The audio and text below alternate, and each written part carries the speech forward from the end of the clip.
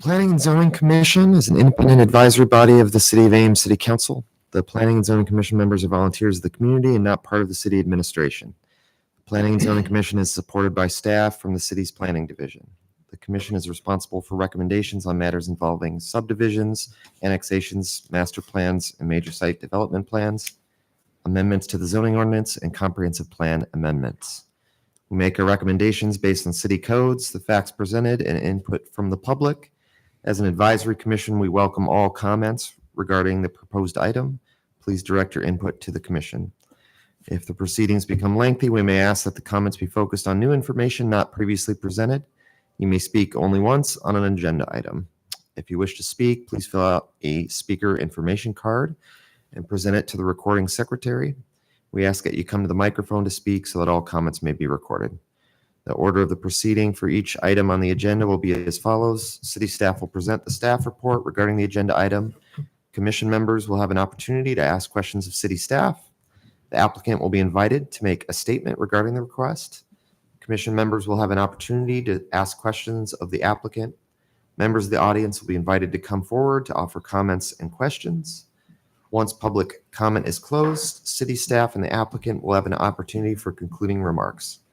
The commission will discuss the application based on all presentations and any comments given and come to a recommendation for city council. The discussion may include further questions of city staff and the applicant for clarification. And with that, we will move into the first item on the agenda, which is introduction of commission members. Mike Clayton. Mike Sullivan. John Emery. Mike LaPetra. Matthew Voss. Jim Lickensdorf. All right, and with that, we'll move to approval of the agenda. Do we have a motion? So move. Second. All in favor to approve the agenda, say aye. Aye. All opposed? Approval of the agenda passes. Approval of the minutes of January 17th, 2024. Do I have a motion for approval of the minutes? So move. Second. All in favor, say aye. Aye. Minutes are approved. And we'll go on to public forum. Is there anyone from the audience, from the public here that would like to come up and speak on an issue not on the agenda this evening? All right, seeing none, we'll move on to the first main item on the agenda here, which is public hearing on a major site development plan for Boys and Girls Club of Ames at 210 South 5th Street. All right. Thank you very much. You have a request for a major site development plan. This is for an expansion to the Boys and Girls Club. You see the location there on your map on the south side of South 5th Street. They're just west of Aldi's.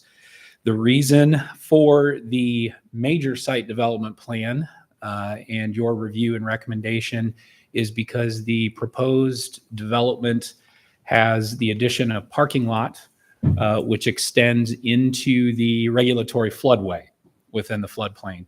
So in the environmentally sensitive overlay, that requires a major site development plan review and ultimate approval. It also requires, along with that, in addition to meeting the floodplain development standards, an environmental assessment report, which has been completed by the owner and the owner's engineer and reviewed by staff. So just to go over the details of the plan quickly, you can see there in the lighter gray the proposed addition. So the proposed addition is for additional programming space at Boys and Girls Club, and then the additional parking lot, which goes south over that diagonal line, which is the floodway. So one of the key requirements in the floodway is that any development does not create a rise within the floodway or any obstruction. And the owner's engineer has submitted a certification of no rise with their cut and fill calculations. And so they have certified that there is no rise occurring. Staff has also taken a review of that and concurred with that. In addition to that, the environmental assessment report has been reviewed by staff, and we did include the excerpt of the findings in the report that there are no impacts to any of the categories that are reviewed for and called for in the environmentally sensitive overlay. Some of the other details, in addition to the parking stalls, so there's a total of 46 parking stalls that will be provided. And so that is based upon the existing building plus the new addition. So that brings the parking up to current standards. 2 ADA stalls are required with that. And then you can see there the landscape plan. Landscaping is being provided with this. Front yard landscaping there with shrubs and grasses in the front. The owner is taking credit for their existing front yard trees, which are already established and healthy, and then adding the lower growth plantings along with the biocell right there to the west of the building, which will incorporate into that landscaping. And then there's some additional landscaping along the west side of the foundation there. And then parking lot overstory trees, which are being provided to the west of the building and to the south, where the parking lot expansion is going. One of the conditions tonight is for approval of an alternative landscape plan for the parking lot trees, as the owner is taking credit for some of the existing evergreens along the west property line there. The elevations there just gives you a view of a couple different views of the building and ultimately what the addition will look like. And then we also did provide for you the floor plans, which show you some more of the detail on the addition there as well. So with that, that pretty much covers the extent of the request. Again, I think the key findings are we do have a no-rise certification, and we've also concluded through the environmental assessment report that there's no impact to the environmentally sensitive area with this request, which is what the basis of the major site development plan necessity is when it comes to the floodway development here.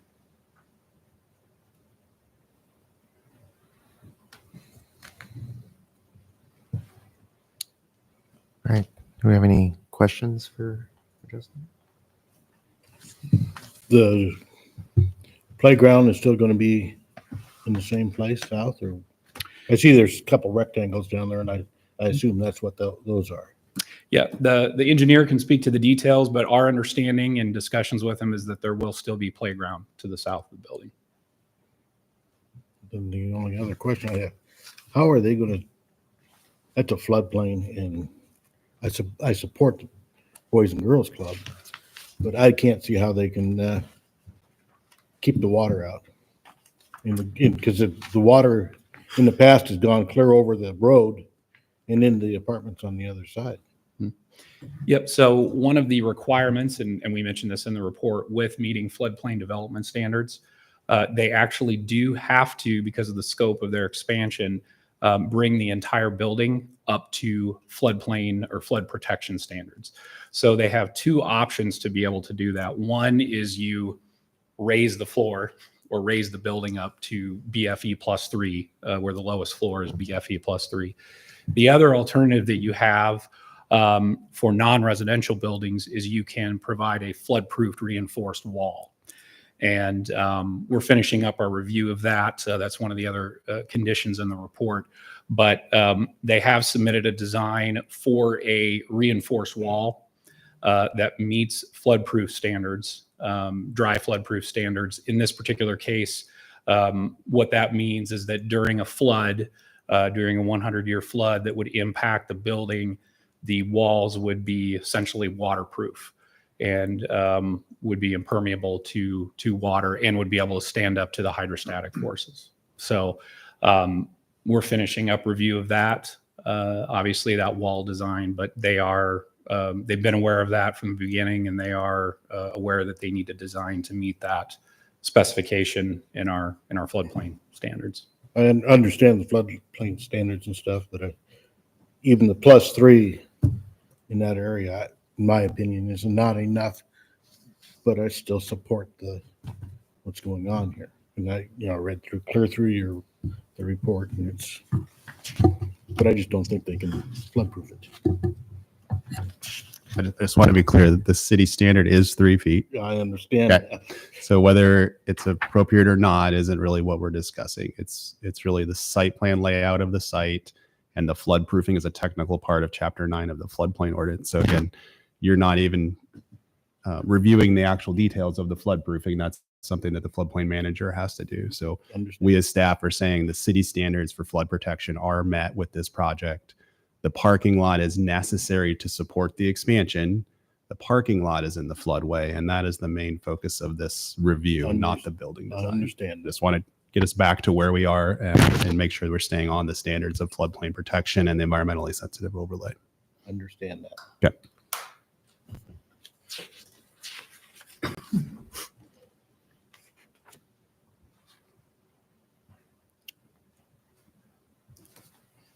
All right, well, with that, we'll invite the applicant up to make a statement if they wish.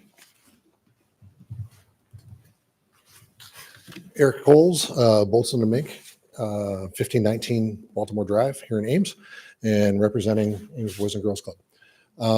Justin did a great job presenting things, and I'm just essentially here if you have any questions regarding the site itself or the processes that we got to this particular point. But we put a lot of work into it, and we think we've got a pretty good layout for you. Any questions for Eric?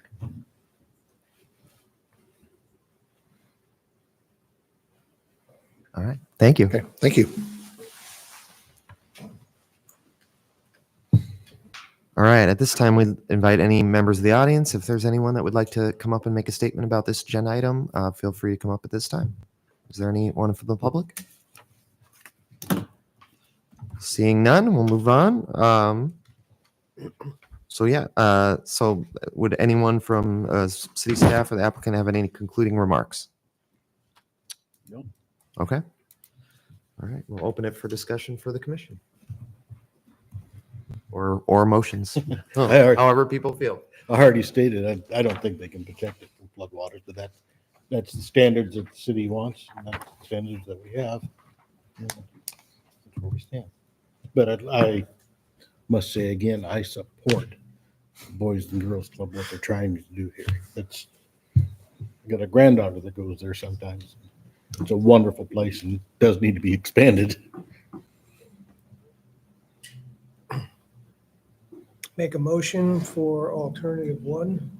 The Planning and Zoning Commission recommend that the City Council approve the major site development plan for 210 South Fifth Street with the following conditions: that final review of flood-proofed wall design is found to be complete and compliant prior to City Council approval, and allow credit of 3 evergreen trees west of the parking lot as part of an alternative landscape plan for parking lot trees. Second. All right, we have a motion and a second. All in favor of alternative one, say aye. Aye. All opposed? Motion passes. Thank you. All right, we'll move on to item 7 on the agenda, which is public hearing on a major site development plan for Creekside Townhomes at 3216 Tripp Street. All right. So our next item tonight, this is the major site development plan for our affordable housing project. This is the city's property currently, and this is a project that we received LIHTC credits for last year. And so as part of Baker subdivision, kind of one of the final pieces, it's been anticipated for some time, and the city has selected our partner developer last year. So we've been working through the process now for the last several months of starting to craft together a site plan and design for housing. So the proposal tonight is for a 38 unit multifamily housing development that you see there, south side of Tripp Street. And it's arranged in 6 groups of units. It's 38 units. They are 2-story homes. And so these are multifamily. They are classified as apartments under the zoning ordinance. And the design, as you can see there, is that of individual units put together within these groups. The buildings along Trip in the middle and to the east of the site, each one of these is a separate unit. And then the two groups along the south side of the site, each one of these actually has two separate living units in them, one upstairs and one downstairs. So, and you can see there the design, the drive aisles and parking looped through the site provided there. So I'll move on then to the landscaping that's proposed. You can see there is landscaping being provided. Does meet our landscape standards, parking lot landscaping, and then of course front yard landscaping and shrubs and grasses, not only in the front yard, but spread across the site along the foundations of the buildings and the entryways throughout the site there. So a pretty good design of and spread of landscaping. The particular facade and architectural design, we included a couple of examples there, the north and south elevations, or the north building elevations and the south building elevations rather. Just kind of briefly, these are the north elevations that will face directly on the Trip. They have a pretty generous amount of modular brick there, then some board and batten up in the peak. And then of course you can see the porches that come out over the doorways that will open up there to the north. And there's a small porch on the front. And then of course the roof design and the shingles there as well. The south buildings, so these would be the buildings that will have the upper and lower level units separately.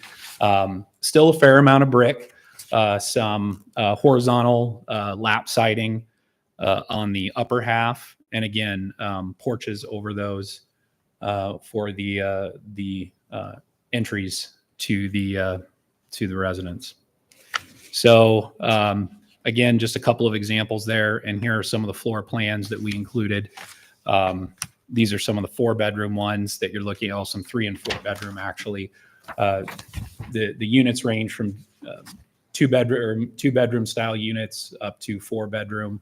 A lot of them are 3 and 4 bedroom style units to accommodate families, and so that's some examples of them there. The PUD overlay standards we did include with this as well. So this does have a PUD master plan, and this was approved last year with the rezoning. So we rezoned the site to RM and then put the PUD and master plan onto that zoning. And so this plan does comply with that. Some of the standards with that were the buildings couldn't be more than 3 stories in height, which they're not. All the buildings are 2 stories in this particular case. So it does blend very well into the surrounding neighborhood. And as Baker subdivision grows out, we think it'll be a good, architecturally and aesthetically, it'll be a good fit into the neighborhood. Additionally, the number of units, 38 units, fell within our range of units in the master plan. So the range was 30 to 50 units. So it does fall within that. And it also does provide the required number of parking stalls that are required. All of the parking is being provided on site through surface level parking in the parking lot. There are no garages or anything like that with this. So all of these have outdoor parking, and so you have the opportunity to do a direct porch orientation outside on the fronts of these, where people will go in and out. Most of them do have rear access, except for the south units. The south units don't have any walkout area into the back. That's partially a function of the terrain. The terrain does drop down into the ravine to the south of there. And so with the site space, it wasn't quite as feasible. And those are the additional units on top with the extra units on the bottom there. So that really covers the majority of the site. Again, something we've worked for the last several months with our partner developer, Hatch Development, and they're here tonight. And So we now have something to bring to you for your consideration and recommendation. All right. Thank you. Any questions for Justin on this agenda item? Fake brick or just a regular brick, It is a modular brick. which means fake brick. That's a material. And then, is it going to be rental property or is it going to be private property? So these will be rented property, and so there will be, of course, income restrictions with that through LMI, low moderate income standards, and Hatch can talk a little bit more to the specifics of that if you have additional questions along those lines. I got a question for Kelly here. There's no way we can stop, and it's not necessarily a bad thing. We can stop students from filling it up instead of families. So I can let our partner talk to that. So they're part of the low income housing tax credit program to finance the project. There are limitations on the status of being a student that relate to whether you can qualify for a unit or not. It's not an outright you can't be a student, but there are limitations on how that applies. And I know that Michael can explain I that. realize this is supposed to be a low income, and I So- thought there was some way we could. make sure It won't be it'll be the federal tax requirements Okay. that require them to monitor and report on how they tenant out the units. So if you have other questions for us, that's fine, but I'm sure Michael can address that too. Good morning, members of the commission. My name is Michael Kiernan. I'm the president of Hatch Kiernan Galloway Development. We specialize in Section 42 LIHTC affordable housing development. Excited to be here really in front of you this evening. We as a developer competed last year, I think it was around Christmas time actually, for an RFP that was released from the city of Ames regarding this site and an affordable housing development. We were fortunate enough to win that RFP and then submit to the Iowa Finance Authority for what they call Section 42 low-income housing tax credits. It's a highly competitive process. The site scored well, the design scored well. We were fortunate enough to get a reservation for those tax credits.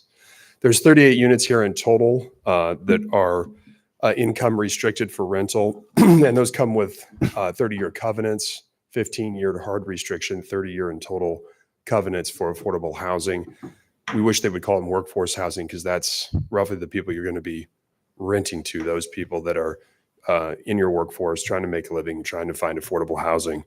The 4-bedroom units in this design, this build for rental, just for background, would be $895 a month for a 4-bedroom, $815 a month for a 3-bedroom, and $675 a month for a 2-bedroom.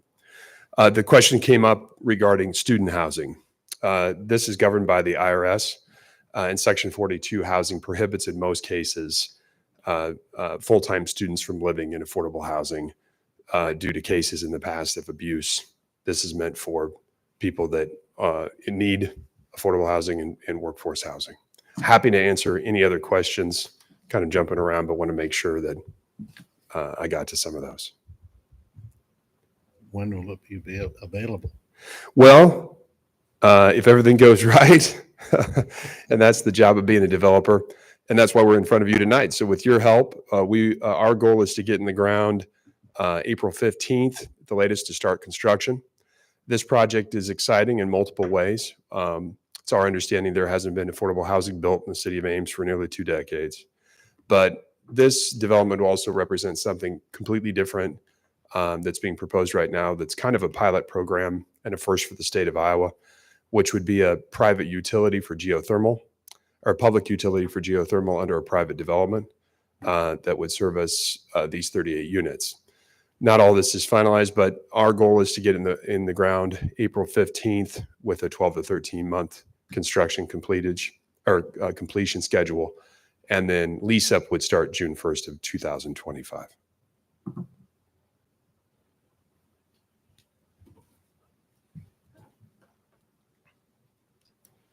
It's probably more for Kelly. In the past, there's been a lot of concern in the neighborhood with the neighborhood association, excuse me, with the design of what was going to be going up here. And I see you had there was an open house held in January. What kind of input did you get at that meeting? Well, just to be clear, right, we set this envelope with the PUD over a year ago. This proposal that's on the table tonight is almost identical, essentially the same thing that was proposed a year ago. So the neighborhood they set the parameters in terms of 2 stories and townhouse look and all of that. So we've been following through on that. And Justin was at the meeting. And what would you say? I think that the perception I got was they were very pleased with what they saw, the neighbors that attended. Yeah, they asked questions and, gave their input, but all in all, they were good meetings. And again, there's been outreach to the neighborhood throughout this process from the start. So there's actually been multiple neighborhood meetings.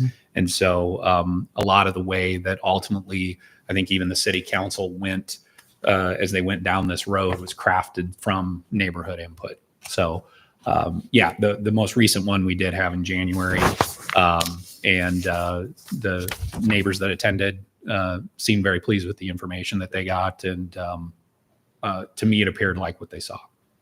And from our experience of doing this across the state of Iowa, both myself, the two of the principals of this company were formerly in elective office, city council members, state senator. You find that these developments work better when you just work with the neighborhood. So we don't believe that we've had the final neighborhood meeting. We believe it's already just beginning, and that we'll continue to work with them throughout the process and welcome their input.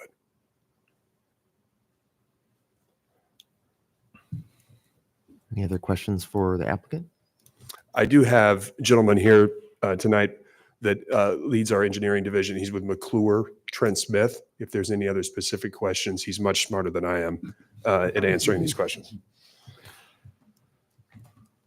I think I do want to add that the fact that you do not see neighbors here tonight is a show of support, even though they're not here, because you'll remember for the last 6 years when we talked about this property, and maybe more so with council than with you, we had participation because they were very concerned about what's happening versus we are following through on our commitments.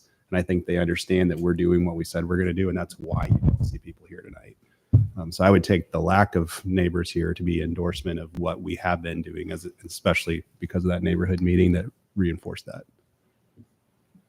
Stuff is set already north of Trip, though, right? Everything's platted out here, yes. Okay. So, and the alley's still there? Or did they do away with that? There's an alley north of the subdivision, yes. Just curious, is the geothermal at all part of the consideration for the site plan that we're considering tonight? I don't believe I'm sorry. Was that directed at me or?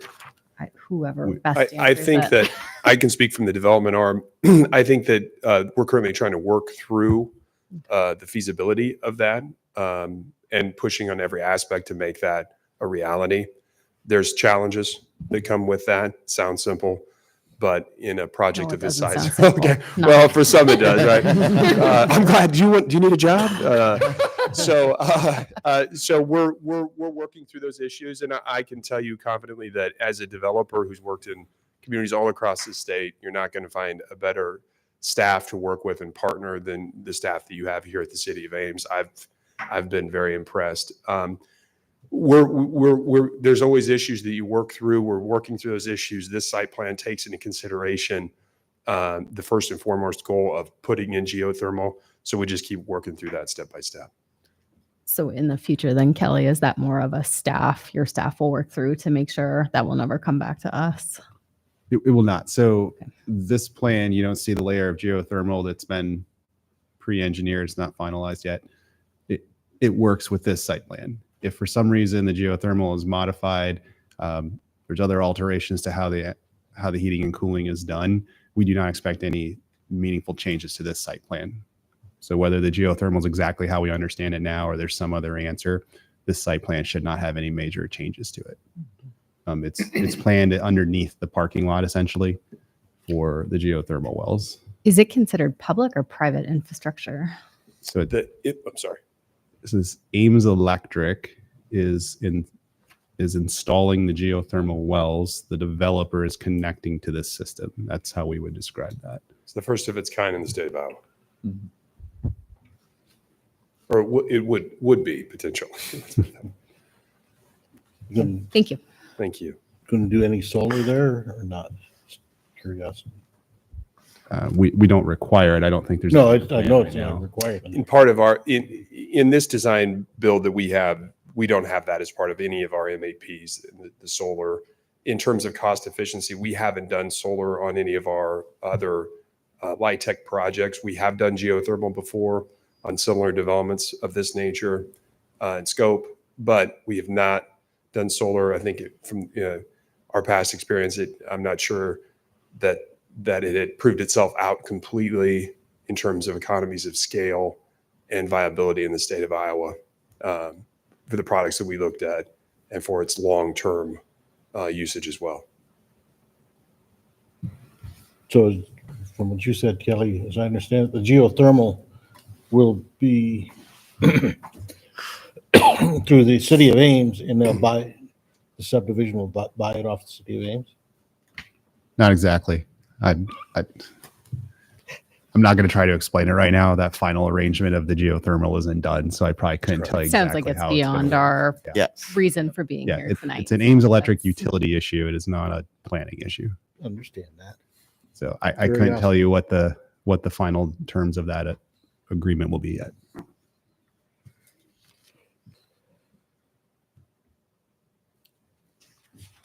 Any other questions for the applicant? Or for city staff? And we do have our engineer here. If there's any questions, he can answer as well. Okay, thank you. All right, any other discussion or questions for city staff?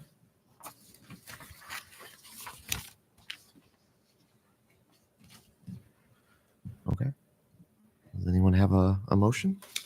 Would move approval of alternative one. The Planning and Zoning Commission recommends that the city council approve the major site development plan for 3216 Tripp Street for a 38-unit multifamily affordable housing development, and that the proposal meets the RM zoning, PUD master plan, and the master site development plan criteria. Second. All right, we have a motion and a second. All in favor, say aye. All opposed? Motion passes. Thank you. All right, we'll move on to commission comments. Does anyone have any comments? Since everybody's looking at me, anything going on next time? Probably not. I'm not canceling the meeting yet, but I don't think we'll have anything specifically on the 22nd. Okay. Any other comments? Yes. Oh, okay. So if it's not going to have another meeting this month, this is my last one.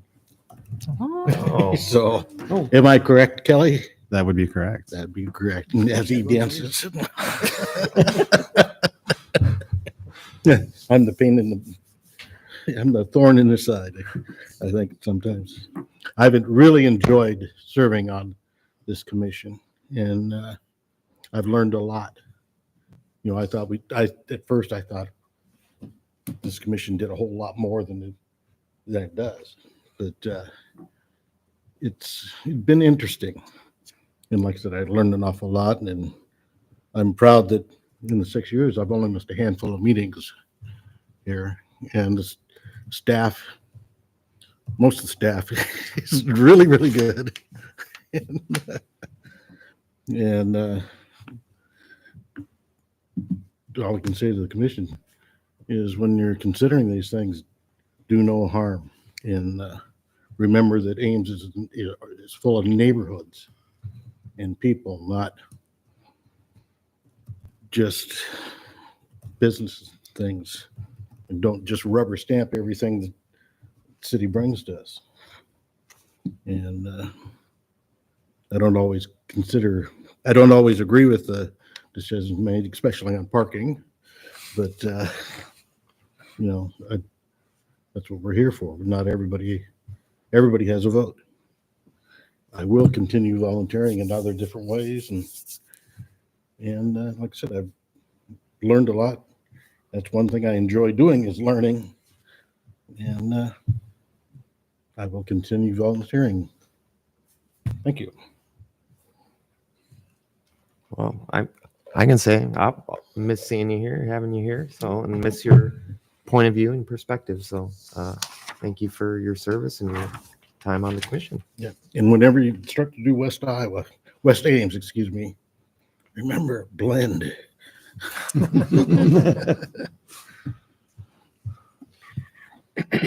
All right. Any further staff comments? Just heads up, if you didn't see it last week, City Council took up part of the short-term housing task force recommendations, which from the Ames area development, Ames AADC. I'm not gonna be able to get it out right now, I guess. They had asked for City Council to consider some incentives for housing construction, as well as some changes to development requirements, and also to look at our policies for cost sharing on infrastructure. So those three issues, council asked for more information on.